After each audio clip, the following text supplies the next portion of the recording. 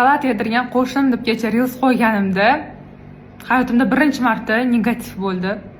Bilasizlarmi, 5 yildan beri blog yurgizsam 0.5% negativ bor shekilli. И то bir yilda 1-2 marta aylanib kelib qoladi direktimga. Bu yerda qo'shnimni ayblash yoki bu haqida 100 marta aytishimda emas. Gap allergiya haqida, qizlar. To'g'ri, bu meni farzandimga yana ham yaxshiroq yondashishimda Alloh menga bergan yana bitta darsi ilmi bo'ldi va bu yerda qo'shnim shunchaki sababchi. Va men hozirgi holatimda qaysidir muammolarimda, qaysidir kelib qolgan sinovlarimda kimnidir ayblaydigan, aybdor qidiradigan yoshdan уже o'tib ketganman. Har doim bu nima uchun bo'ldi va men bundan nima olishim kerak deb o'zimga savol beraman.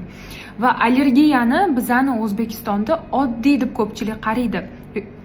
Hech narsa qilmaydi, ozgina yesa, voy bervorur, bitta antigistamin ichirib yuborasan, suprasin zazalin ichirib yuborasan deyshadi. Yo'q, men kecha allergiyadan oyog'i gangrena holatigacha borib, barmoqlari kesilgan bolachani, shunchaki apelsin so'kidan bo'g'ilib komaga tushgan bolachani va shunchaki sut mahsulotidan qanaqa darajaga kelib qolgan bolachani ko'rdim. Shuning uchun agar farzandingizda allergiya bo'lsa, bunga jiddiy qaranglar. Albatta uni o'ziga ham o'rgatishimiz kerak.